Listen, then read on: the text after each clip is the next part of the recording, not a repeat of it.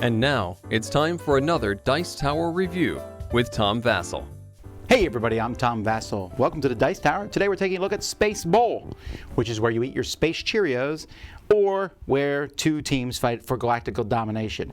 That is not what this game is about. This game is about the galaxy. It's a speed game. Sit Down tends to make speed games, and sometimes I think they're super fantastic, like Magic Maze, and sometimes I think they're not quite so good. But I do tend to like games like this. This is a game in which you're going to throw a bunch of planets, or marbles, into a box and then find that pattern on the board somewhere. Here's how it plays.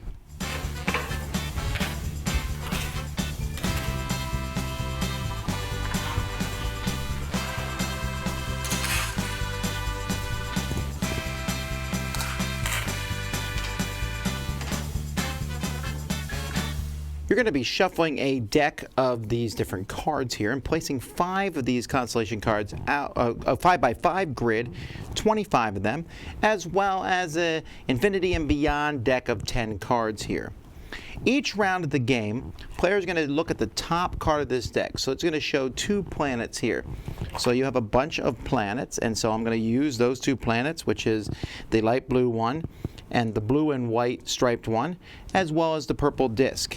Then I, as the pilot, am going to throw all 3 of those into the box, like this, to get a valid destination. So here, for example, the purple disc is the destination that I'm looking for. And so I need to find a purple disc somewhere on the board, a location, that's what it is, on the board, that has a blue and white planet in it, and then 2 spaces over, like this, that planet is there. Can you find one? Now this is not very hard at all. I can see one right here, and here's this spot right there, like that. It's the purple disc is where you're looking for. If the purple disc had landed here, for example, then this might be the planet I'm looking for. Now that's not the only possibility. I see another one here and here. I see another one here and here. Not too hard. In the second round, you can see that it could be much more difficult. Here, I'm going to be using the blue marble, the white marble, the orange marble, the rainbow marble, and this marble. So I'm going to take all these and throw them in there. So now I'm looking for one that has the white striped in it. That's where the purple disc landed. And above it, I need that and the light blue one. Next to it, I need orange, and over there I need that. Now that's going to be a little trickier to find here. So if I put that right there so you all can see it, maybe you can help me here. So let's see that. That has that one, but it doesn't have the other one. This white one doesn't work. This white one doesn't work. This white one does have those 2 here, but it's going to need one here, and that doesn't exist. So I can't even pick a white one that direction.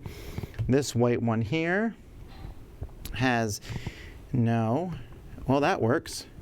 But I'm missing that one up there, and then I need the orange one there.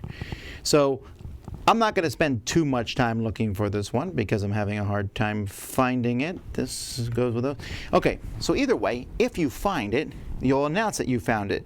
And then you count to 10, and everyone else who thinks that they found it will say that they found it. And at the end of 10 seconds, everyone's going to put their token on the one they think it is. And then you'll get points if you get it correct. You lose the points if you get it wrong. You get extra points if you're the only person to put it there. There's a wild planet you can put out, but you'll lose a point. But you can put that out to make it match.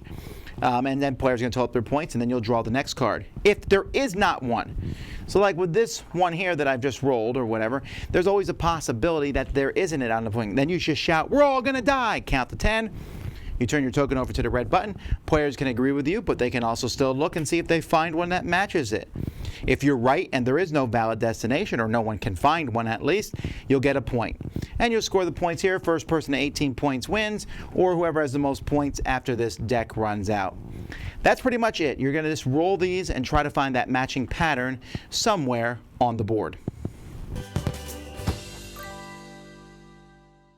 I should also mention that the game comes with a black disc that you can use that will reverse if you throw it in here, and wherever it is, those planets can't be in that spot. There are black holes that are shown on the board here.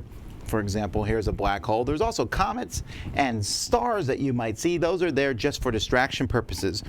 One of the things I found very interesting about this game was that the backs of the cards are all different. I mean, they're all kind of similar with the kind of stars on them. That does not need to be done. but that's kind of cool. And I really like the look of this game. I really like the look of all these planets. These are cool marbles. You might be easy to forget that there's different rainbow colored marbles in here, but the marbles look really neat, and I like them. The player tokens are a little smaller than I would prefer them to be, but these tokens, ones you actually put on the card, are pretty cool. The cards themselves are decent quality, and everything easily fits in the box. Speaking of box, you got a box that goes in the box, and this works pretty well as you bounce stuff around and drop marbles on the floor.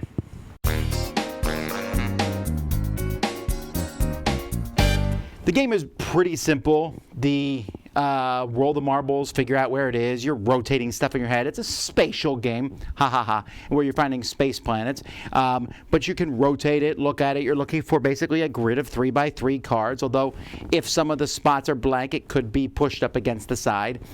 And sometimes it's easy. You saw the difference there, right? 2 planets, super easy. 5 planets, much harder. That's my biggest problem with the game. It ranges from super easy to more difficult. I don't even care about those super easy ones. They're so quick, they're so boring. I would almost rather there not be any cards with just 2 on them, or if they were there, that if you play it, just shuffle those out and play minimum of 3, maybe 4 and 5 only, because they're trickier to find. Other than that, I like rolling the marbles in the thing. I like looking for the patterns, but that is the whole game. The game is roll, find the patterns. And I don't know. It was entertaining for a brief period of time, but I don't know that I feel the urge to play it again. It's fine. You know, there's so many of these speed games out there. This one has that neat concept of, hey, roll some stuff in that box and then find that pattern. So there's not predetermined patterns. But the patterns range so far between being super easy to very difficult. And at the end of the day, the whole counting to 10 is a little inexact. Some people go 1, 2, 3, 4, 5, 6, 7, 8, 9, 10. Other people will draw it out more. And some people will just shout something out just to keep the game going. It's, again, a game that whoever's faster is going to do better than those who don't. It's fine. It's Spaceball. Like I said, I'll play it 1 or 2 times and then move on to the next game. Maybe you'll like it more, and there certainly is an audience for these style of games. I've seen a lot of them. I just found this one kind of in the middle of that bracket. I'm Tom Vasel. Thanks for watching. This is Spaceball. Dice Tower Judgment. It's entertaining a couple times.